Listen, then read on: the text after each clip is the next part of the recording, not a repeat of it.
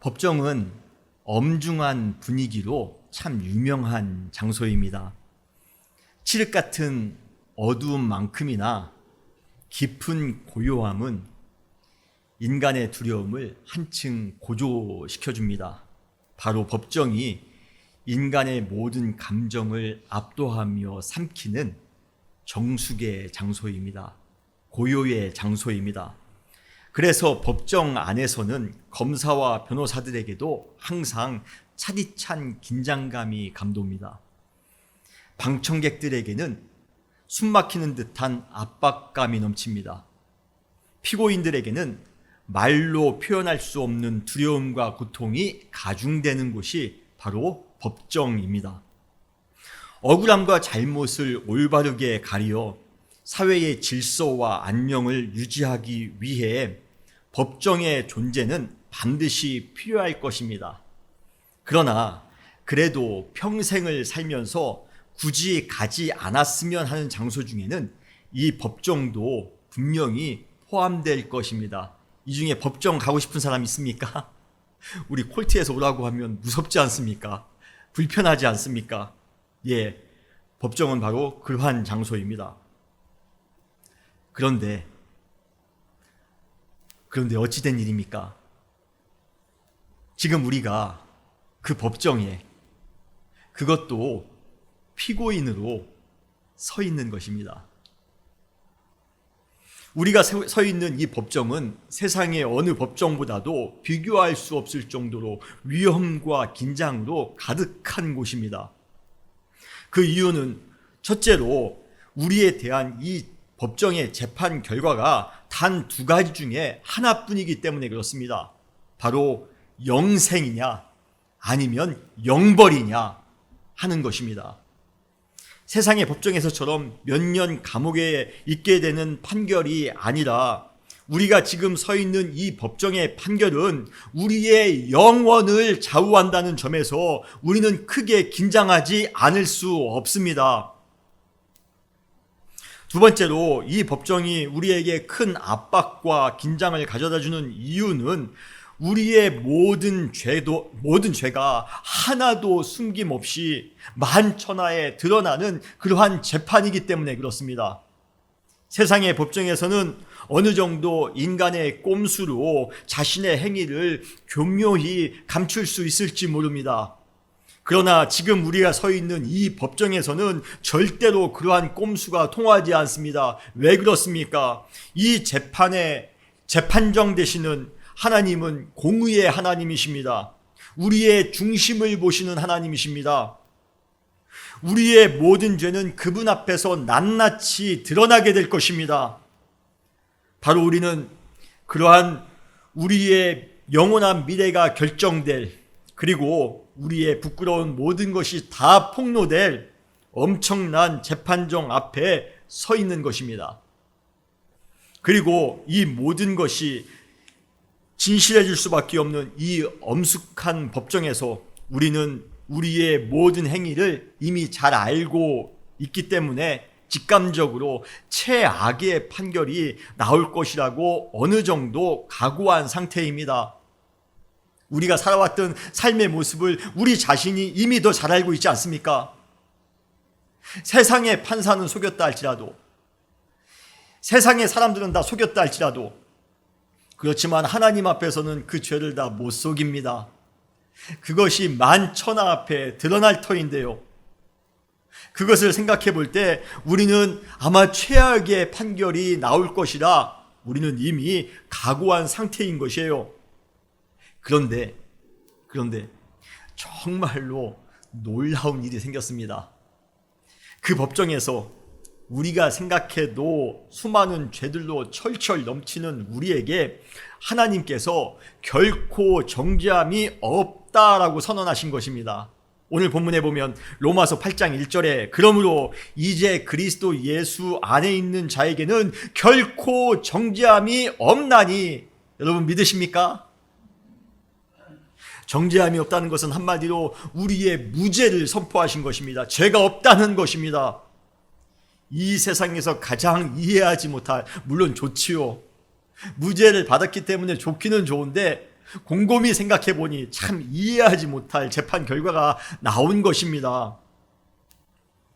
심지어 이러한 뜻밖의 재판 결과에 어리둥절하는 우리를 향해 다시 한번 확인하듯이 이제부터 걱정하지 말고 마음껏 자유를 누리라며 우리에게 해방까지 선언하셨습니다.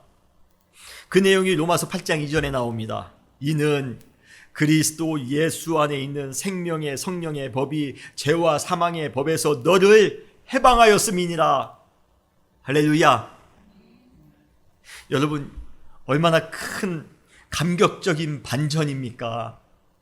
여러분, 이러한 하나님의 은혜가 여러분 마음 가운데 느껴지십니까? 우리는 정죄함을 받을 것이라 생각했는데요, 혹독한 심판을 받을 것이라 생각했는데요, 하나님 앞에 섰는데 하나님께서 우리에게 정말 생각지도 못했던 그러한 선고를 하셨습니다. 죄가 없다는 겁니다. 내가 결코 너를 정죄하지 않겠다는 겁니다. 그리고 너에게 해방을 주겠다는 것입니다. 자유를 주겠다는 것입니다. 영원한 벌을 받아야 할 우리에게 영원한 생명이 주어진 것이에요. 전혀 의롭지 않은 우리가 의롭다라고 인정받게 되었다는 것입니다. 이 세상 가운데에서 어둠의 자녀로, 죄악의 자녀로 살아왔는데 이제부터는 하나님의 자녀가 되는 권세가 우리 가운데 주어지게 된 것입니다. 여러분, 얼마나 감사한 변화입니까? 사랑하는 성도 여러분, 이러한 놀라운 주님의 은혜를 오늘 이 시간 또 한 번 회복하며 살아가시는, 구원의 감격을 또 한 번 회복하며 살아가시는 우리 모든 사랑하는 성도님들이 되시기를 주님의 이름으로 축원합니다. 우리가 신앙을 하는 목적이 바로 이것입니다. 우리 자녀가 잘 되는 것, 우리가 좋은 집을 사는 것, 우리가 승진하는 것, 높아지는 것, 유명해지는 것, 그것이 우리가 신앙하는 목적이 아닙니다. 우리가 신앙하는 진정한 목적은 우리 안에 죄의 문제가 해결되는 것이며 그 안에서 진정한 영적 해방감을 누리며 살아가는 것입니다. 그러한 영적인 구원을 또 한 번 맛보며 살아갈 수 있는 우리 모두가 되시기를 주님의 이름으로 축원합니다. 이 판결이 나기 전까지는요, 사실 우리는 가시방석에 앉은 것처럼 좌불안석이었습니다. 그러나 정죄함이 없다라고 판결된 이상 이제 우리는 전과 달리 아주 떳떳하게 세상을 살아갈 수 있게 되었습니다. 그동안 우리를 얽매였던 죄의 사슬에서 벗어나 진정한 자유와 그러한 진정한 자유의 기쁨을 누리며 살 수 있게 된 것입니다. 이러한 은혜와 기쁨을 여러분 삶 가운데 또 한 번 회복함으로 말할 수 없는 은혜 가운데 기뻐하며 살아가시는, 주님이 주시는 평강 가운데 살아가시는 우리 모든 사랑하는 성도님들이 되시기를 주님의 이름으로 축원합니다. 그런데 그렇다면 여기에서부터 중요합니다. 우리가 구원받은 것, 그것으로 끝나서는 안 됩니다. 여기에서부터 중요한데요, 그렇다면 어떻게 그러한 놀라운 일이 우리에게 일어날 수 있었단 말인가 하는 것을 우리가 아는 것입니다. 어떻게 하나님께서는 명백한 죄인인 우리에게 결코 정죄함이 없다라고 판결하실 수 있단 말인가 하는 것이에요. 그분은 공의의 하나님이십니다. 죄에 대해서는 결코 간과하지 않으시는 분이십니다. 죄에 따라 정직하게 심판하시는 분이 바로 공의의 하나님, 심판하시는 하나님이십니다. 그런데 어떻게 그 하나님께서 우리에게 무죄를 선포하실 수 있단 말인가 하는 것입니다. 여러분, 오늘 그 내용을 함께 나누려 합니다. 오늘 말씀 정말 중요합니다. 한 구절 한 구절 같이 하나님의 말씀을 나누며 우리가 함께 나눌 때에 큰 은혜가 갑절로 넘칠 줄 믿습니다. 재판관이 유죄나 무죄를 선고할 때는 항상 법적인 근거를 제시해야 합니다. 우리는 판사가 당신의 죄는 무슨 법에 근거하여 형법 몇 조 몇 항, 민법 몇 조 몇 항에 근거하여 얼마의 형을 선고한다 라는 것을 여러분 들어보신 적이 있으실 겁니다. 하나님께서도 우리에게 무죄를 선포하실 때, 판결하실 때 그냥 무조건 선심 쓰듯이 판결하신 것이 아니라 분명한 법적 근거를 가지고 판결하셨다는 것입니다. 그 법적 근거가 무엇입니까? 오늘 로마서 8장 2절에 보면 두 가지 종류의 법이 등장하고 있습니다. 첫 번째 법은 뭐죠? 죄와 사망의 법입니다. 두 번째 법은 무엇입니까? 생명의 성령의 법입니다. 오늘 우리가 이 본문을 정확하게 이해하기 위해서는 이 두 가지의 법이 무엇인지를 정확하게 이해하는 것이 매우 중요합니다. 먼저 첫 번째 법은 무엇입니까? 죄와 사망의 법입니다. 여러분 듣기만 해도 무시무시하죠? 죄와 사망의 법입니다. 이 법이 무슨 법인지 그렇지만 우리는 문맥을 통해서 비교적 쉽게 알 수가 있습니다. 바로 이 죄와 사망의 법은 율법을 의미합니다. 즉 율법은 죄와 사망의 법이기 때문에 이 율법을 통해서는 우리가 정죄를 받을 수밖에 없으며 그러기에 이 율법으로는 우리의 영적 해방을 선포할 수 없다는 것입니다. 이 율법은 아무런 힘이 없어요. 그런데 여기서 우리가 꼭 알아야 될 것이 있습니다. 율법이 죄와 사망의 법이라고 해서 이 율법 자체에 문제가 있거나 이 율법이 잘못된 것은 아니라는 것입니다. 그래서 사도 바울이 로마서 7장 7절 우리가 이 율법을 알기 위해서는 우리가 로마서 8장을 알기 위해서는 로마서 7장을 또 우리가 잘 아셔야 됩니다. 사도 바울이 로마서 7장 7절에서 이렇게 말씀하십니다. 율법이 죄냐? 그럴 수 없느니라 라고 말씀합니다. 뭐예요? 율법이 죄가 아니라는 겁니다. 율법이 잘못된 것이 아니라는 겁니다. 그리고 더 나아가 로마서 7장 12절에 보면 율법을 거룩하다라고 선언하고 있습니다. 그리고 14절에 보면 율법은 신령한 줄 안다라고 말하고 있어요. 그리고 로마서 7장 16절에 보면 율법이 선한 것을 시인했다라고 지금 말하고 있습니다. 예, 율법은 거룩하답니다. 율법은 신령하답니다. 율법은 선하답니다. 율법에는 아무런 문제가 없습니다. 그렇다면 왜 거룩하고 신령하고 선한 그 율법이 죄와 사망의 법이라는 오명을 뒤집어 쓴 것이냐 하는 것입니다. 그것은 바로 율법을 통해 우리의 죄가 드러나게 되었으며 그로 인해 우리가 사망에 이르게 되었기 때문에 그렇습니다. 여러분 로마서 7장 9절로 10절에 보시기 바랍니다. 전에 율법을 깨닫지 못하였을 때에는 내가 살았더니 계명이 이름에, 계명이 또 율법이죠. 계명이 이름에 죄는 살아나고 나는 죽었도다. 생명에 이르게 할 그 계명이 원래는 이 계명이 생명으로 인도하는 것이 목적이었습니다. 그런데 내게 대하여 도리어 사망에 이르게 하는 것이 되었다라고 말하고 있습니다. 그래서 죄와 사망의 법이 바로 율법이 되는 것입니다. 예를 들어 율법 중에 탐하지 말라라는 그러한 율법이 있습니다. 계명이 있습니다. 이 계명 자체는 아무런 문제가 없습니다. 이 계명 자체는 오히려 거룩하고 신령하고 선합니다. 진리입니다. 탐하지 말라. 여러분 누가 반박할 사람이 있겠습니까? 원래 이 율법의 의도는 무엇입니까? 남의 것을 탐하지 말고 살라라는 것이 이 율법의 이 계명의 목적이었습니다. 그런데 문제는 무엇입니까? 죄인된 우리 인간이 너무나 탐하면서 살더라는 것이에요. 그래서 어느 순간에서부턴가 탐하지 말라라는 계명이 탐하며 살아가는 인간의 추한 모습을 정죄하는 도구가 되었다는 것입니다. 그래서 우리는 율법을 통해 우리의 죄를 깨닫게 됩니다. 그리고 그 죄로 인해 사망에 이르게 되었다는 것이에요. 결국 우리가 율법의 계명을 실천함으로 거룩한 삶을 살기를 바랬는데 결과적으로 우리는 그 율법을 통해 죄를 깨닫게 되었으며 사망에 이르게 되었다는 것이에요. 그러한 점에서 율법은 죄와 사망의 법이라는 것입니다.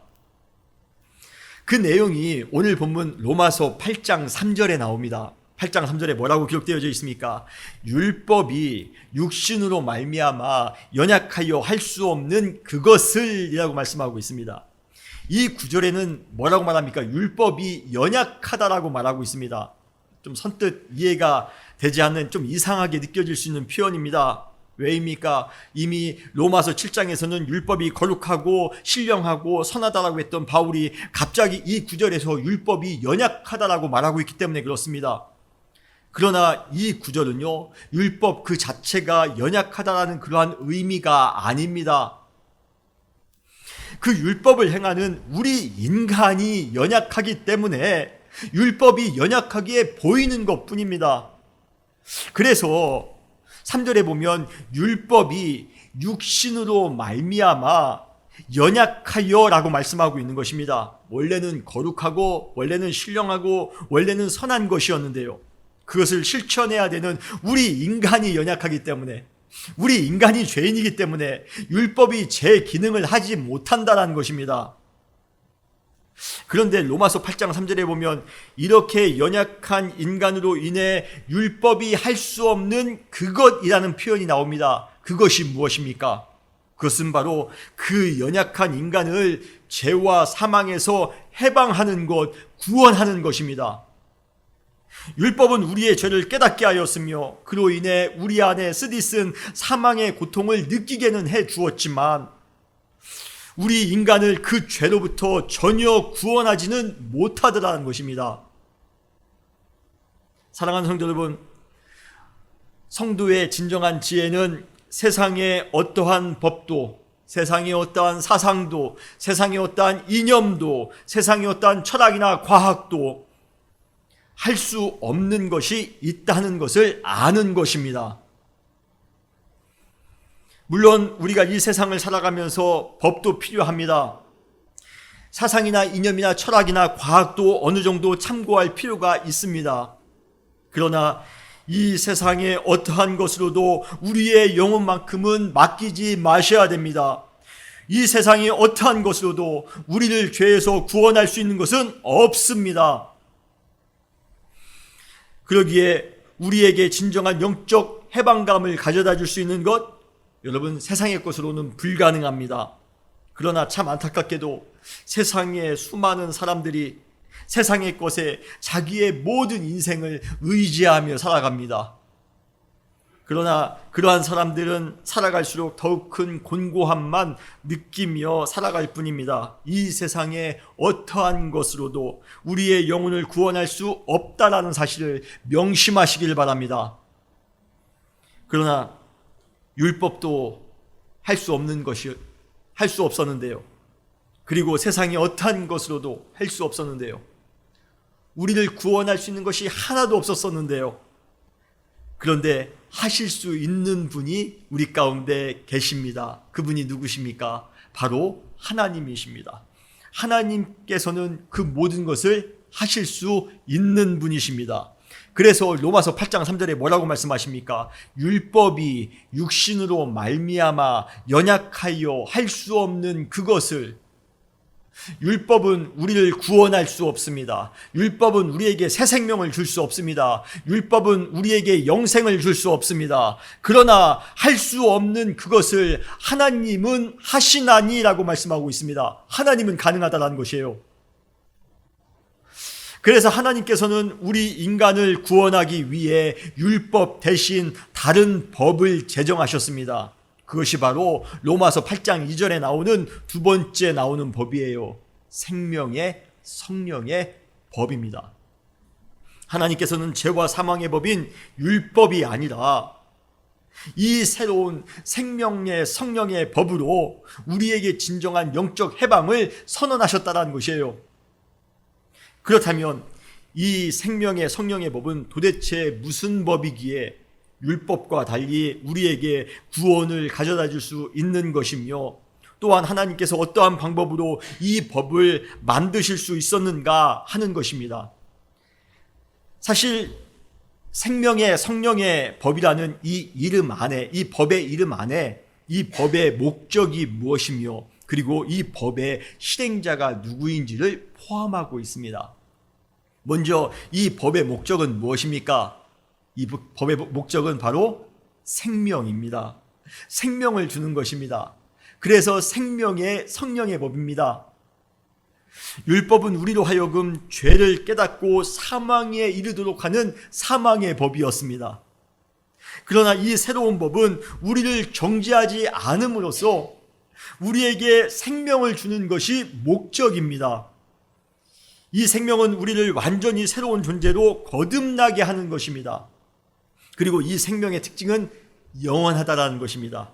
그래서 우리는 이 생명을 뭐라고 부릅니까? 영생이라고 부릅니다. 여러분, 우리가 잘 아는 구절 있죠? 요한복음 3장 16절, 하나님이 세상을 이처럼 사랑하사 독생자를 주셨으니 이는 그를 믿는 자마다 멸망하지 않고 무엇을 주려 하십니까?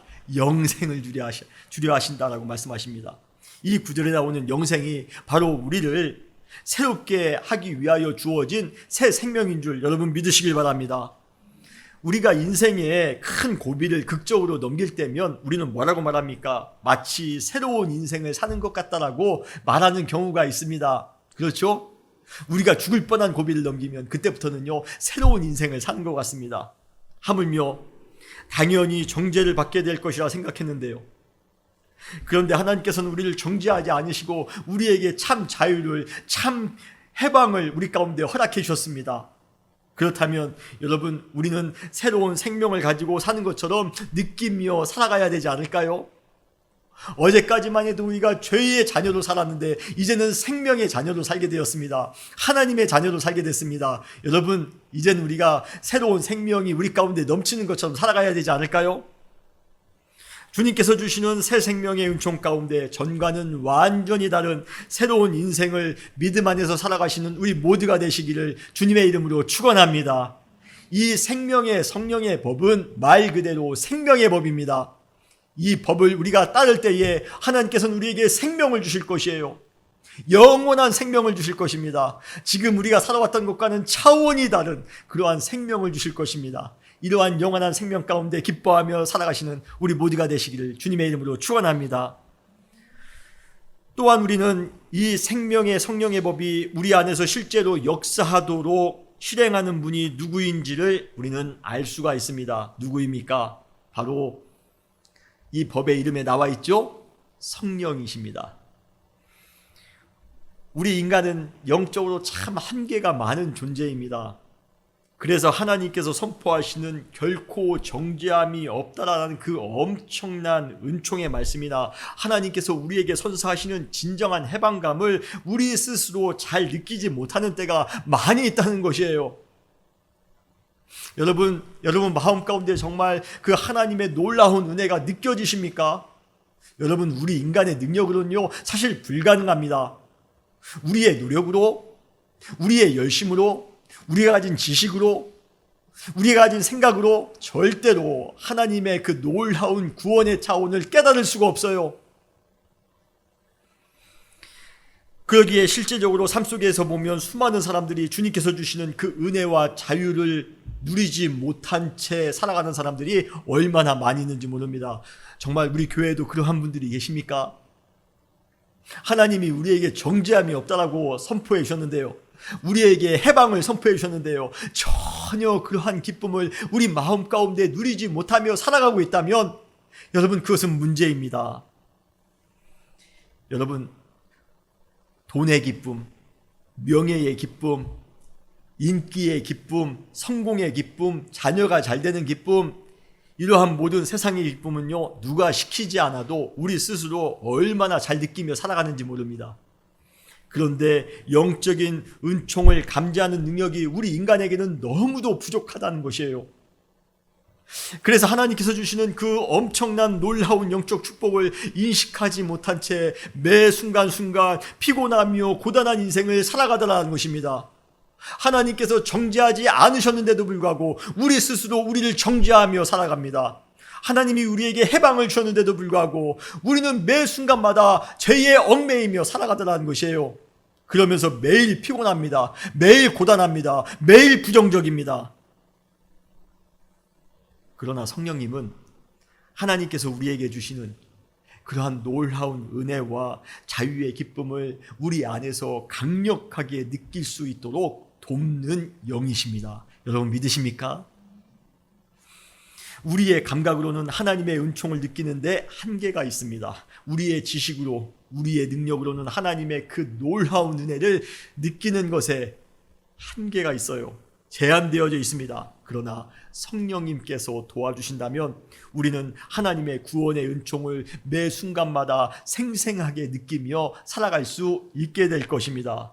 사랑하는 성도 여러분, 영적인 것을 통해서만 우리는 알 수 있고 느낄 수 있습니다. 죄인된 우리 인간의 감정으로 하나님께서 주시는 그 구원의 축복을 느끼는 것에는 한계가 있다는 사실을 명심하시고, 누구를 의지해야 됩니까? 누구를 간구해야 됩니까? 여러분, 성령을 간구하시기를 바랍니다. 성령님의 도움을 간구하시기를 바랍니다.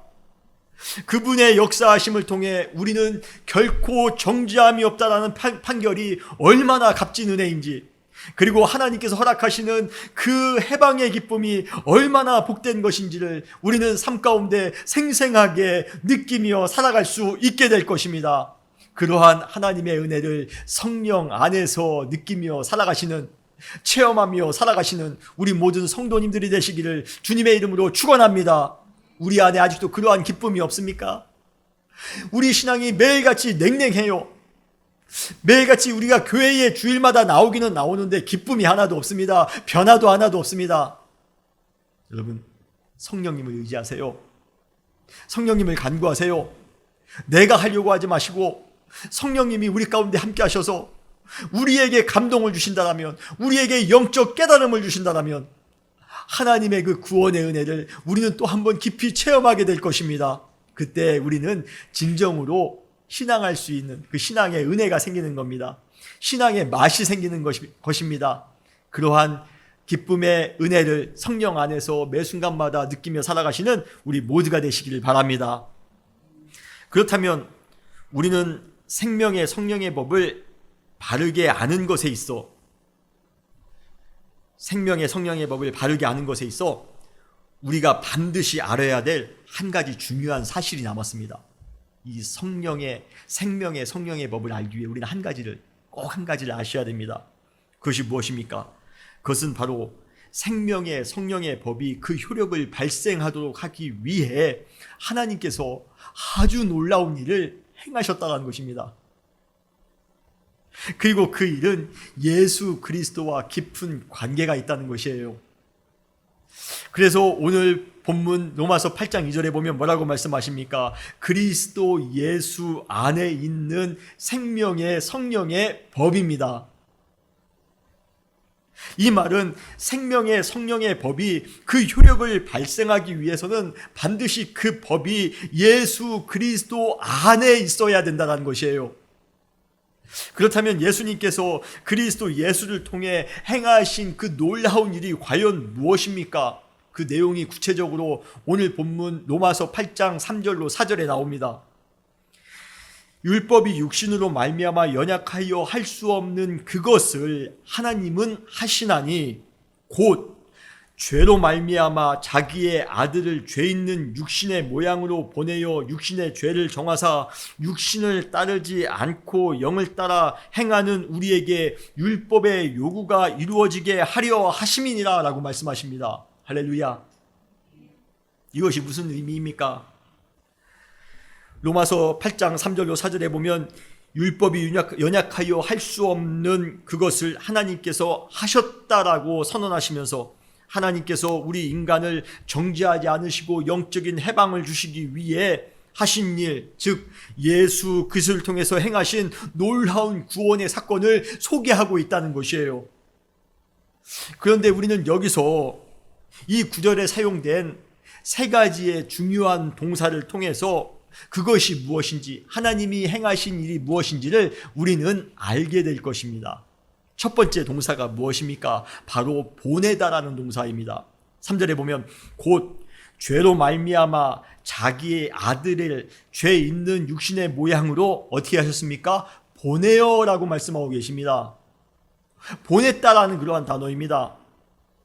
이 구절에 나오는 죄로 말미암아에서 죄는 우리 인간이 가지고 있는 죄를 의미합니다. 그렇다면 인간의 죄 때문에 자기 아들 예수 그리스도를 보내셨다라는 의미가 될 것입니다. 그런데 동시에 이 죄라는 단어는 구약에서 속죄 제사를 의미하는 용어로도 사용되기도 했습니다. 그렇다면 이 구절은 속죄 제사를 위해서 자기 아들을 보내셨다라는 그러한 의미를 가지기도 합니다. 어떻게 번역을 하든 상관없습니다. 자기 아들, 즉 예수 그리스도를 우리에게 보내주신 분명한 이유가 있습니다. 그 이유가 무엇입니까? 바로 우리의 죄를 용서하시기 위하여, 우리의 죄를 속죄하기 위하여 하나님께서는 예수 그리스도를 보내주셨다는 것입니다. 그러기에 요한은 세례를 받으시기 위하여 자기에게로 오는 그러한 예수님을 보면서 뭐라고 고백했습니까? 보라, 세상 죄를 지고 가는 하나님의 어린 양이로다 라고 고백했던 것입니다. 그리고 사도 요한도 그의 서신서에서 하나님의 사랑을 이렇게 소개하고 있습니다. 요한 1서 4장 10절에 보면 사랑은 여기 있으니 우리가 하나님을 사랑한 것이 아니요 하나님이 우리를 사랑하사 우리 죄를 속하기 위하여 화목 제물로 그 아들을 보내셨음이니라.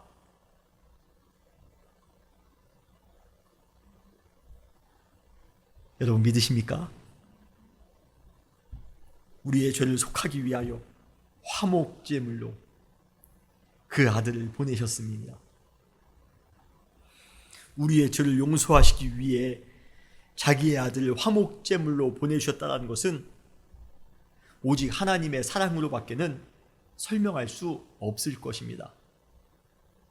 하나님의 그 크신 사랑으로 자기의 아들을 보내주셨습니다. 그런데 무엇으로 보내셨습니까? 속죄 제물로 보내셨다는 것입니다. 또한 이 구절에 보면 하나님께서는 자기 아들을 우리의 죄를 위해 보내주실 때 어떠한 모양으로 보내셨다라고 말씀하십니까? 죄 있는 육신의 모양으로 보내셨다라고 말씀하십니다. 이 표현은 예수님께서 실제로 죄가 있다라는 그러한 의미가 아닙니다. 속죄의 사명을 감당하기 위해 죄 있는 육신의 모양을 입으실 만큼 낮아진 모습으로 우리에게 찾아오셨다라는 것입니다. 예수 그리스도는 하나님의 아들로서 신성을 가지고 계신 분이셨습니다. 그러나 이 땅에 오실 때는 인성을 가지고 찾아오셨습니다. 우리와 똑같은 모습으로 이 땅 가운데 찾아오셨다는 것이에요. 바울은 이것을 빌립보서에서 이렇게 또 다르게 표현하고 있습니다. 빌립보서 2장 7절로 8절에 보면 오히려 자기를 비워 종의 형체를 가지사 사람들과 같이 되셨고 사람의 모양으로 나타나사 자기를 낮추시고 죽기까지 복종하셨으니,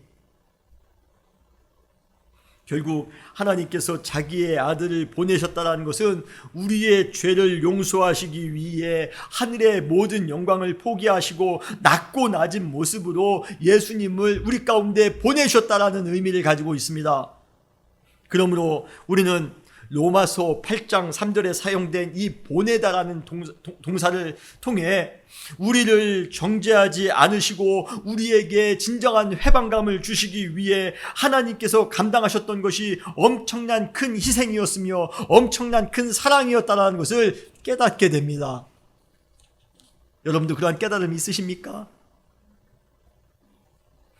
로마서 8장 3절로 4절에 사용된 두 번째 동사는 무엇입니까? 정하다라는 동사가 또 사용되어지고 있습니다. 육신의 죄를 정하사 3절 마지막에 나오죠. 사실 이 단어가 이 구절에서 사용되었다는 것은요 매우 충격적입니다. 이 정하다라는 단어는 로마서 8장 1절 위에 나오는 정죄라는 단어와 똑같은 단어이기 때문에 그렇습니다. 그냥 품사만 위에 1절은 명사이며 지금 3절은 동사일 뿐입니다.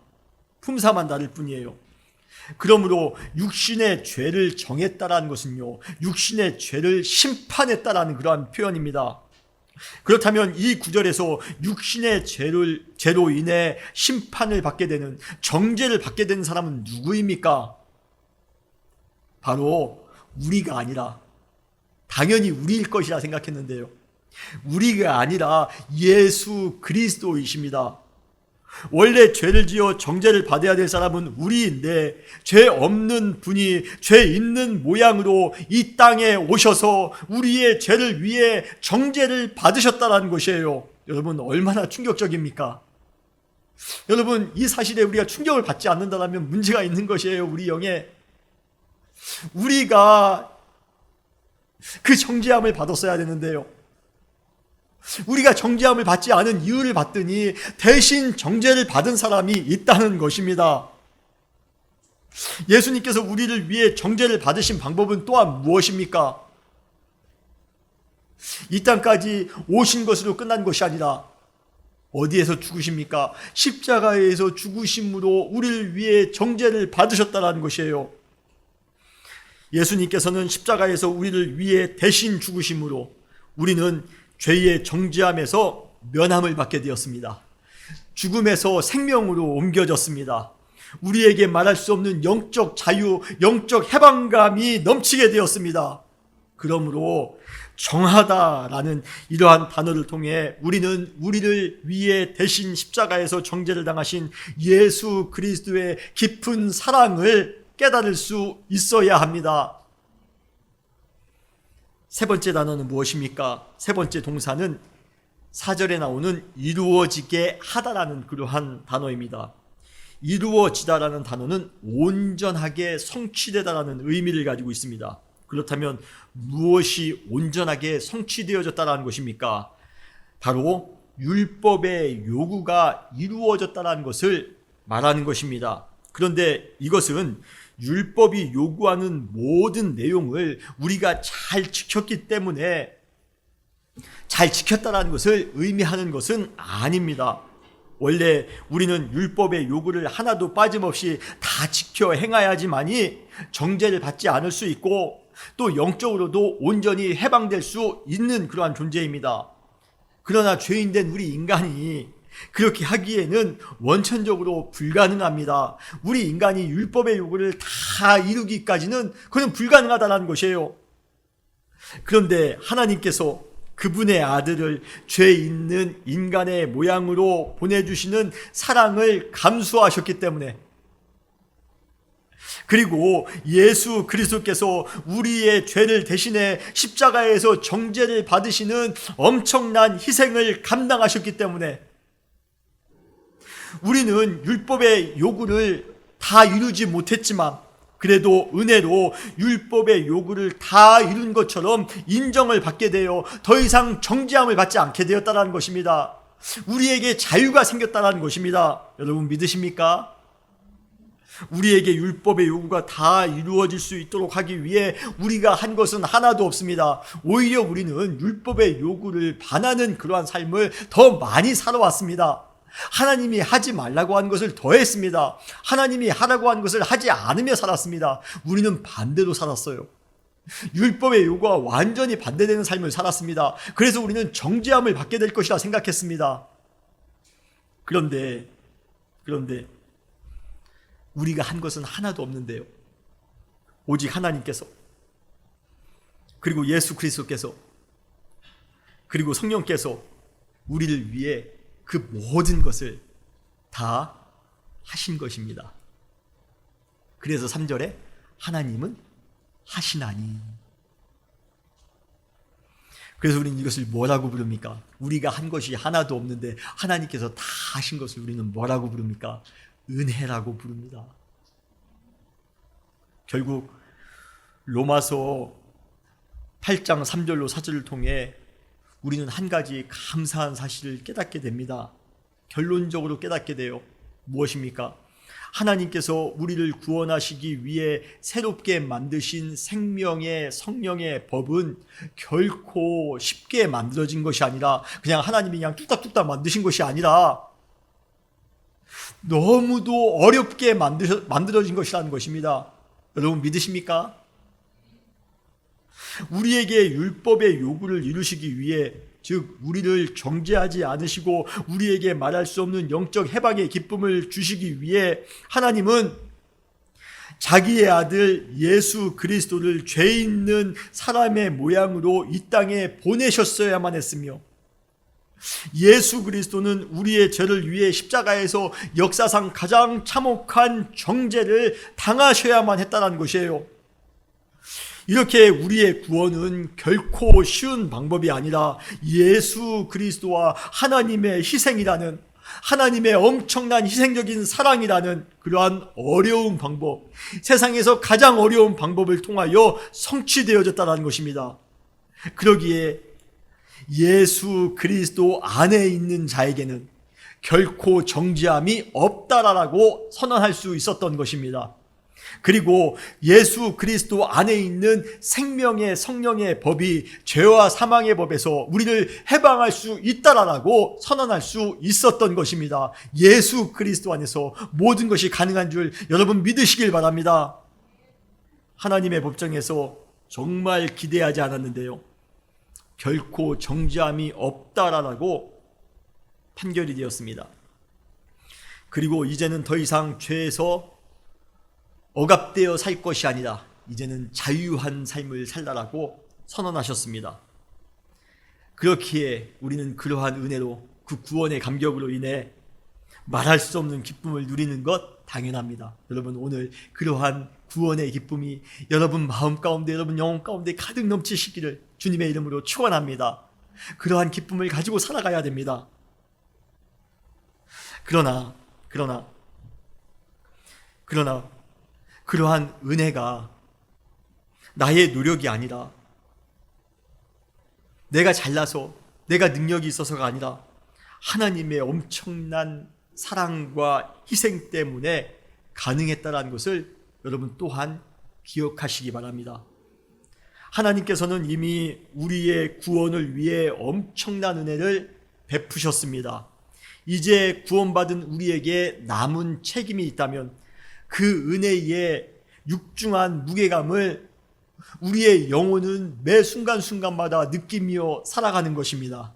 여러분, 하나님께서 우리 가운데 주신 은혜, 그 육중한 은혜, 우리를 위해서 보여주신 그 자기의 외아들을 보내주신 그 은혜, 그리고 십자가에서 죽으신 그 은혜, 그 묵직한 은혜를 항상 기억하며 살아가시는 우리 모두가 되시기를 바랍니다. 우리 교회와 우리 가정 안에 죄사함의 기쁨, 자유함의 기쁨이 가득 넘치기를 원합니다.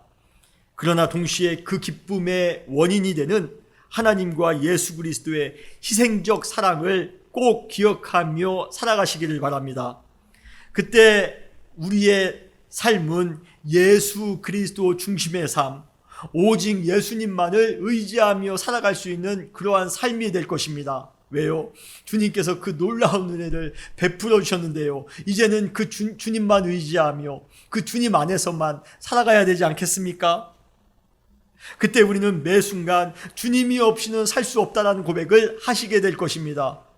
예수 그리스도 안에서 우리는 정죄함이 없게 됐습니다. 예수 그리스도 안에서 진정한 해방을 누리게 됐습니다. 그렇다면 우리가 어떻게 예수님을 떠나서 살아갈 수 있단 말입니까?